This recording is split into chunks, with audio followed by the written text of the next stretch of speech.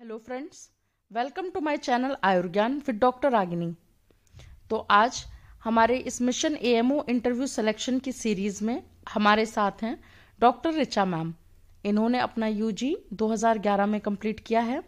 उसके बाद इन्होंने पतंजलि आयुर्वेद में प्रशिक्षण प्राप्त करके ये प्रैक्टिस कर रही हैं। तो इन्हें लगभग 11 साल का मैम को एक्सपीरियंस है।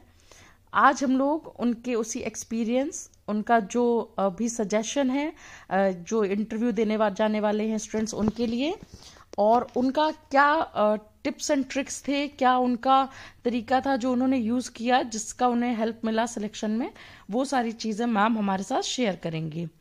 अगर आप मेरे चैनल पर नए हैं और अभी तक आपने मेरे चैनल को सब्सक्राइब नहीं किया है तो आप प्लीज़ मेरे चैनल को सब्सक्राइब करें और मेरे वीडियोस को ज़्यादा से ज़्यादा लाइक एंड। तो मैं मैम से रिक्वेस्ट करूंगी कि उनका जो भी एक्सपीरियंस है, जो भी उनके सजेशंस हैं स्टूडेंट्स के लिए, वो हम लोगों के साथ शेयर करें। सबसे पहले डॉक्टर रागिनी को धन्यवाद कहना चाहूंगी, जिन्होंने मुझे अपने इस माध्यम से आप सभी के मार्गदर्शन में सहायता का स्रोत बनाया। साथ ही साथ जो भी प्रत्याशी साक्षात्कार हेतु यहाँ पर तैयारी कर रहे हैं और हमारा वीडियो देख रहे हैं, उन्हें हमारी ओर से शुभ आशीर्वाद। मेरी पढ़ाई की स्ट्रेटेजी और एक्सपीरियंस के आधार पर मैंने एक पीपीटी के माध्यम से मैं अपने कुछ महत्वपूर्ण बिंदु रखना चाहूंगी आपके समक्ष, जो इस प्रकार है। इस यूपीपीएससी एएमओ 2023 की तैयारी के हेतु विज्ञापन संख्या आप लोग याद करके जाएं। कई बार पूछ लेते हैं इंटरव्यू में कि विज्ञापन संख्या क्या है। टोटल सीट्स 611 सीट्स रही। विभाग संख्या S9/1। ऑनलाइन सबमिट का लास्ट डेट भी पूछ लिया गया था कुछ कैंडिडेट से। यह है ग्रुप बी गेजेटेड ऑफिसर यानी राजपत्रित अधिकारी की जॉब है। पोस्ट चिकित्सा अधिकारी आयुर्वेद। वेतनमान पे स्केल क्या रहता है यह भी पूछ लिया जाता है कि यह जानकारी तो बेसिक है, सभी को मालूम होनी चाहिए। 7th पे कमीशन के अनुसार बेसिक स्केल ये है। लेवल 10 मैट्रिक्स ग्रेड पे हमारा 5400 है रुपए। डीए डियरनेस अलाउंस कितना है, सेंट्रल में अलग बताया 42%, स्टेट में 38%। जिस समय आपका साक्षात्कार हो, प्रेजेंट के जो भी डाटा हैं आप नेट से या मोबाइल से, जो भी आपके स्रोत है वहां से देखकर अपडेट होकर जाएं। एचआरए होम रेंट अलाउंस कितना है ये भी सब पढ़कर जाएं। कुछ मोटिवेशनल लाइंस जो मैंने भगवद गीता से उठाई हैं वो मैं आपको बताना चाहूंगी। What we are today depends on what we did yesterday। जो हम आज हैं,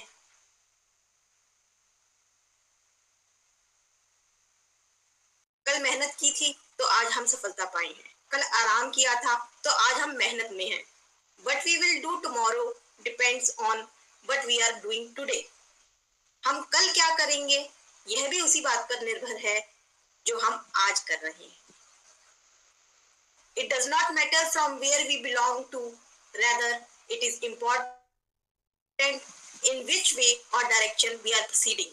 कहने का अर्थ यह मायने नहीं रखता कि हम कहाँ से हैं। कुछ कैंडिडेट्स क्या करते हैं कि हम तो गांव के परिप्रेक्ष्य से हैं, तो हम शायद साक्षात्कार में उतना अच्छा रोल नहीं निभा पाएंगे, तो ऐसा कुछ नहीं है। तो ये डिपेंड करता है कि आप किस वे में और किस डायरेक्शन में किस तरीके से प्रोसीड कर रहे हैं, आगे बढ़ रहे हैं। कुछ इंपॉर्टेंट पॉइंट्स मैं बताना चाहूंगी। Your body must that be of gazetted officer. Body language जो हो वह एक राजपत्रित अधिकारी के समान हो, कॉन्फिडेंस से। You should be well dressed, well maintained and dressed should be according to the season और वेदर ऑन दैट डे। गर्मी का मौसम है तो गर्मी के अनुसार और सर्दी का मौसम है तो सर्दी के अनुसार। Confidence and over confidence. साथियों मैं बताना चाहूंगी, कॉन्फिडेंस और ओवर कॉन्फिडेंस दोनों में अंतर है। हमें कॉन्फिडेंस में रहना है लेकिन ओवर कॉन्फिडेंस की स्टेज तक नहीं पहुंचना। दोनों ही बात के कर्म हैं। Also sit in a proper way in the waiting area. कई बार क्या होता है, कुछ कैंडिडेट्स वेटिंग एरिया में बहुत ही आराम प्रस्त उसमें सुविधाजनक वातावरण में बैठे होते हैं, लेकिन वहां पर कैमरे लगे होते हैं जो वो लोग वहां पर देख रहे होते हैं इंटरव्यूअर्स अंदर। Use your presence of mind in the best possible way. कहने का अर्थ यह है कि कई बार आपसे थ्योरेटिकल क्वेश्चंस ना पूछकर वो लोग प्रैक्टिकली क्वेश्चंस पूछते हैं, जो कि आपकी प्रेजेंस ऑफ माइंड चेक करने के लिए पूछा जाता है।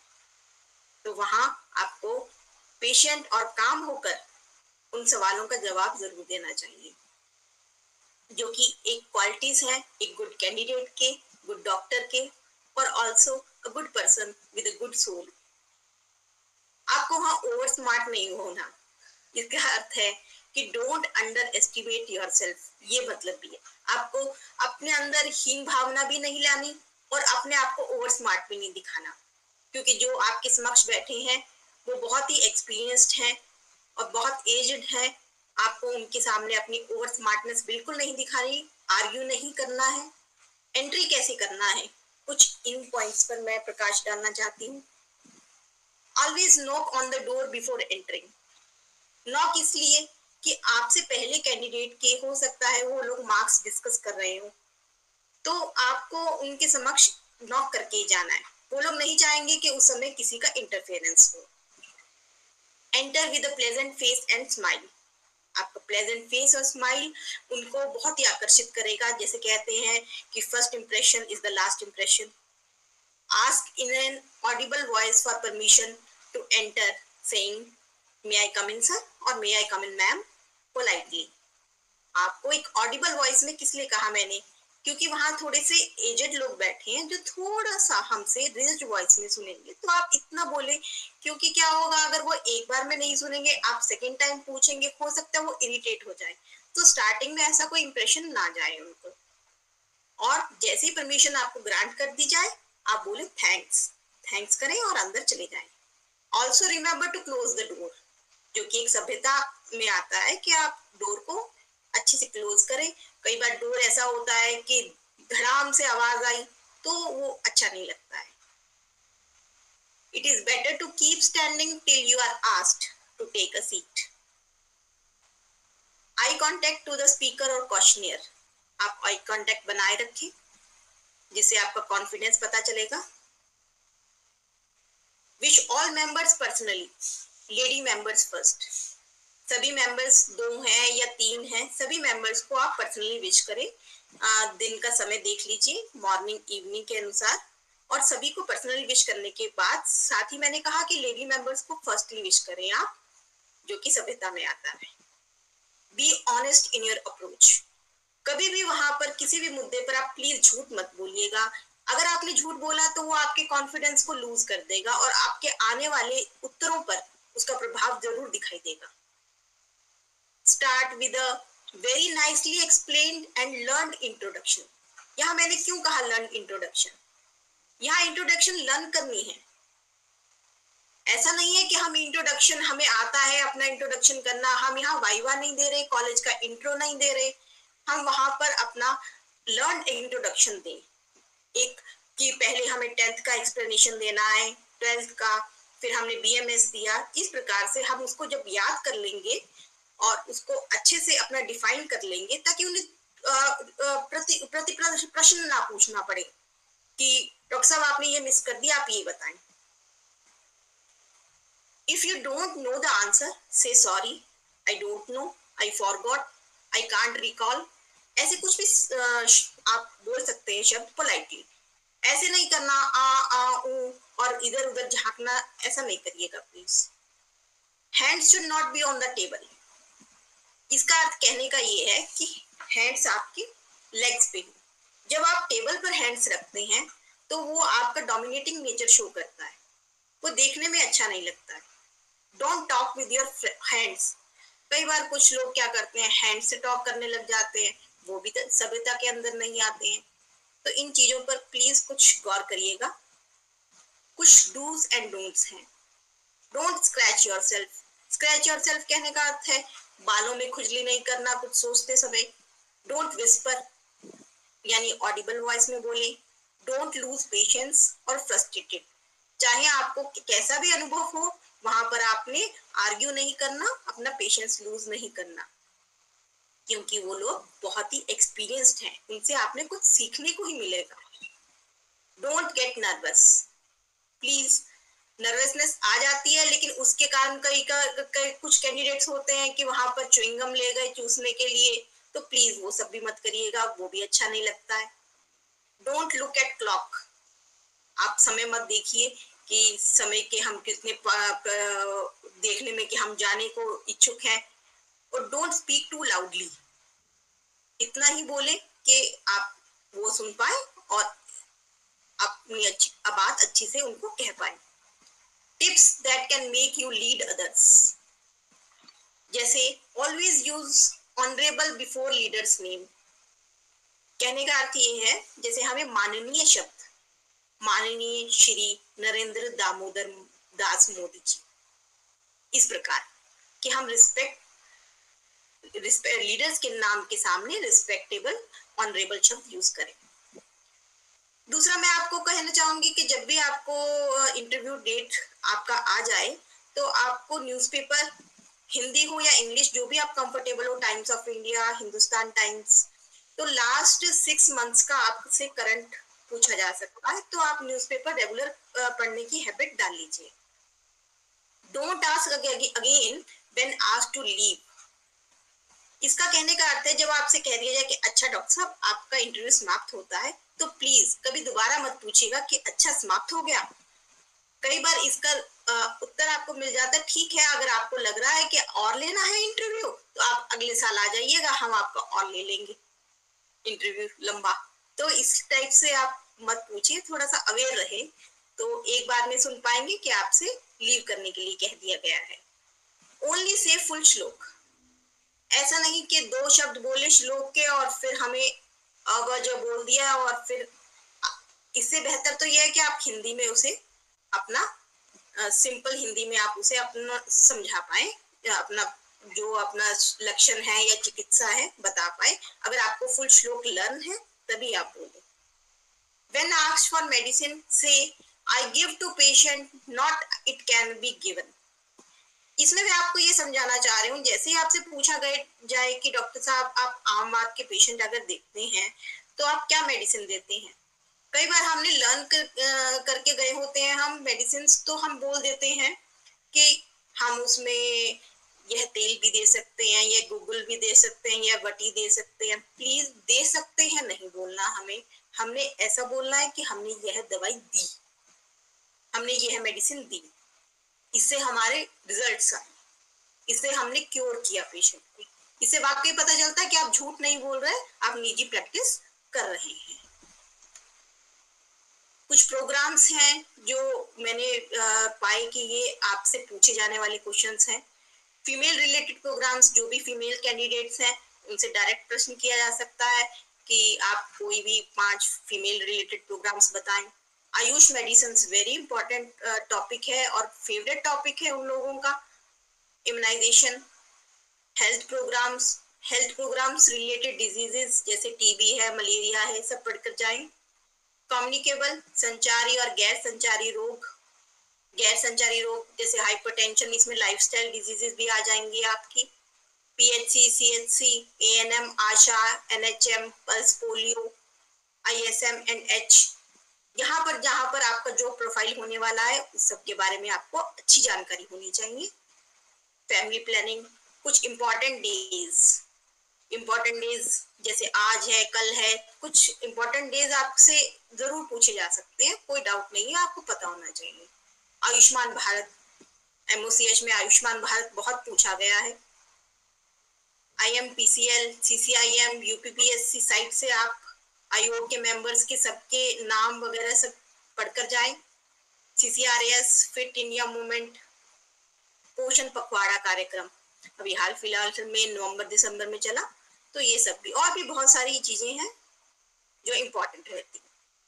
कुछ इम्पोर्टेंट आयुर्वेदिक टॉपिक्स हैं जैसे मेन ड्रग्स में कहने का अर्थ है, जैसे आप त्रिफला ही बोल रहे हैं तो हरित की, विविध की, आम्ल की बोला तो लैटिन नेम्स और फैमिली आपको मालूम होनी चाहिए। तुरंत नेक्स्ट क्वेश्चन आपसे पुट हो सकता है। मेन चिकित्सीय योग आप वही बोलें जिनके आपको कंटेंट्स पता हो, अच्छे से याद हो। कोई बहुत बड़े बड़े योग बोलने की आवश्यकता वहां पर बिल्कुल भी नहीं। मासानुमासिक परिचर्या पढ़कर जाएं। रोगों का भेद जो डिफरेंट आचार्यों द्वारा है, चरक सुश्रुत, सब रोगों के भेद पढ़कर जाएं।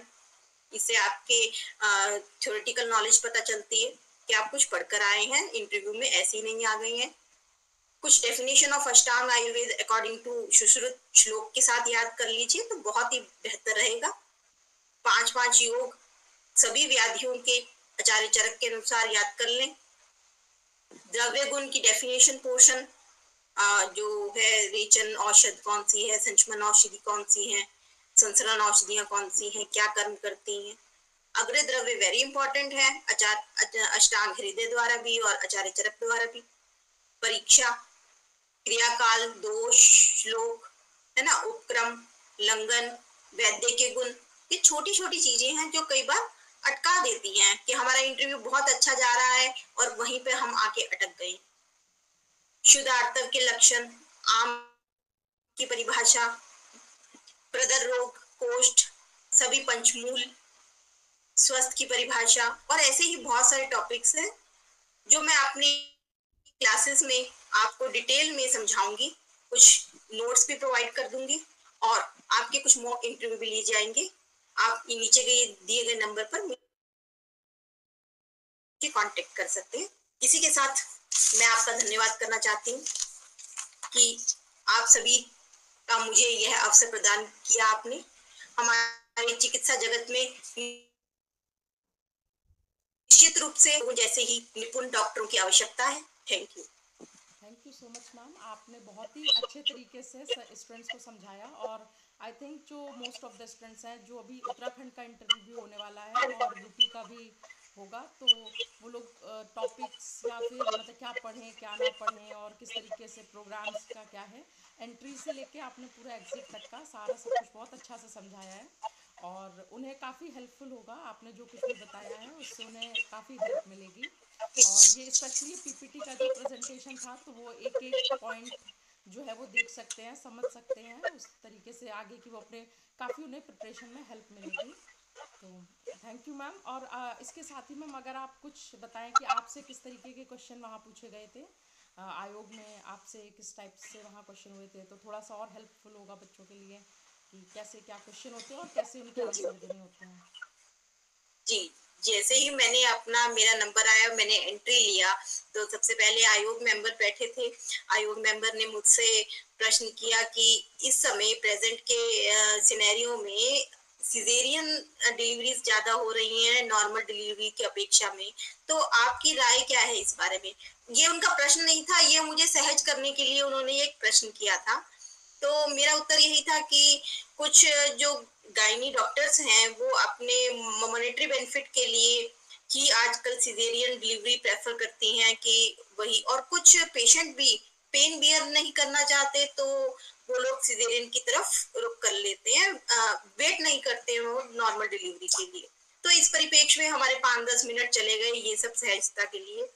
फिर हमारे प्रोग्राम्स पर सर ने प्रोग्राम्स कुछ पूछे मुझसे, जिसमें स्तन्य प्रोग्राम है एक, वो नेशनल स्तन्य प्रोग्राम है, उसके बारे में पूछा। तो थोड़ा सा जितना डिटेलिंग में, ज्यादा डिटेलिंग प्रोग्राम्स में नहीं पूछी जाती, कब शुरू हुआ और किससे रिलेटेड है, दैट्स इट। उसके जो डाटा है प्रेजेंट के या पास्ट के, तो इतना नहीं पूछा जाता ना, वो लोग वेट करते कि आप इतना कुछ डिटेल में बताएं। जल्दी उन्होंने एक्सपर्ट मैम जो हैं उनको ट्रांसफर कर दिए अपने क्वेश्चंस, और एक्सपर्ट मैम ने तो मुझसे रैपिड फायर राउंड जैसा क्वेश्चंस पूछे कि श्वेत परपटी बताएं, कौन से रोगाधिकार है, मूत्रकृच है, इस टाइप से उन्होंने मुझसे कम से कम, क्योंकि काफी टाइम हो गया मुझे ढंग से रिमेम्बर नहीं है कि क्या क्या क्वेश्चन रहे थे, तो इस टाइप से रोगाधिकार वगैरह काफी पूछे। आम वात का चिकित्सा सूत्र पूछा, मोस्ट कॉमन क्वेश्चन पूछे, क्योंकि उन्होंने देख लिया कि मेरा 11 साल का अनुभव है, तो इस टाइप से उन्होंने मुझसे ज्यादातर काय चिकित्सा रिलेटेड ही क्वेश्चन पूछे। और जल्दी उन्होंने भी यूनानी सर की तरफ ट्रांसफर कर दिया।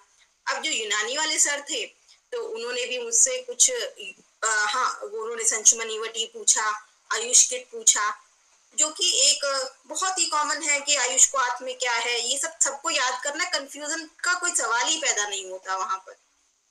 तब लास्ट एक टर्निंग क्वेश्चन था, जो कि एक मोस्ट इंटरव्यूज में होता है कि टर्निंग क्वेश्चन पूछा और वहां पर आपने अगर अच्छा जवाब दे दिया तो वो आपको हिट कर जाएगा। तो उन्होंने मुझसे पूछा कि आप ये बताएं डॉक्टर साहब कि जो लोग अंडे खाते हैं वो वेजिटेरियन में है कि नॉन वेजिटेरियन में। तब मेरा प्रेजेंस ऑफ माइंड थोड़ा काम कर गया और मैंने बोल दिया कि यहाँ पे फंसने की जरूरत नहीं है, और बोल दीजिए कि एगिटेरियन में है, थर्ड कैटेगरी। जैसे ही मैंने बोल दिया तो वो लोग शांत हो गए और उन्होंने बोला कि आप जा सकते हैं डॉक्टर साहब, आपका इंटरव्यू कंप्लीट होता है। मैं थैंक यू बोला मैंने और मैं अपना लीव हो गई। जी मैम, यही बच्चों को थोड़ा सा याद रखना है कि वहाँ पे हर चीज़ रट के या पढ़ के नहीं जा सकते हैं। जो कॉमन चीज़ें हैं वो तो पढ़ के जाना है, जैसे आयुष्वाद और जो चिकित्सा सूत्र वगैरह हैं। लेकिन इसके साथ ही साथ वहाँ पे प्रेजेंस ऑफ माइंड बहुत ज़रूरी है, क्योंकि कई बार वो क्वेश्चन इसी को चेक करने के लिए करते हैं कि आप मतलब कितना आप में प्रेजेंस ऑफ माइंड है, आप अपना कॉमन सेंस कैसे यूज़ कर रहे हैं, कैसे आप आने जो आप जब आपकी जॉब आपको मिल जाएगी उसके बाद अगर आपके सामने कोई प्रॉब्लम आती है तो कैसे आप उसको डील करेंगे। तो वो ये चीज़ आप में जज करना चाहते हैं, इसीलिए वो इस तरीके के क्वेश्चन कहीं ना कहीं पूछते हैं। तो थैंक यू मैम सो कि मच फॉर। जी संभवतः डॉक्टर रागिनी कि 10-15 मिनट में हम किसी का संपूर्ण नॉलेज नहीं चेक कर लेंगे, कंप्लीट नॉलेज नहीं चेक कर सकते। तो उसमें ओवरऑल ही वो पर्सनैलिटी देखते हैं, आपका ड्रेसिंग सेंस देखते हैं, उठने बैठने से कि आप एक अधिकारी लायक हैं भी या नहीं। जी और जी आपको इसलिए बुलाते हैं कि वो आप प्रस्तुत कर पाए कि आप वाकई इस लायक हैं। आपको इसलिए नहीं इंटरव्यू लिया जाता कि वो आपको निकालना चाहते हैं और डिस्क्वालीफाई करना चाहते हैं। आपको बस प्रस्तुत करना है कि आप औरों से कैसे बेटर हैं। जी जी मैम थैंक बिल्कुल। यू, आपने मुझे ये प्लेटफॉर्म दिया, जी मुझे अपनी बात प्रस्तुत करने का एक मौका दिया। Thank you so much ma'am, आपने ज्वाइन किया और अपना एक्सपीरियंस हम लोग के साथ शेयर किया। और निसंदेह जो स्टूडेंट्स तैयारी कर रहे हैं उनको बहुत हेल्प मिलेगी। और thank you so much ma'am join करने के लिए। Thank you. Thank you.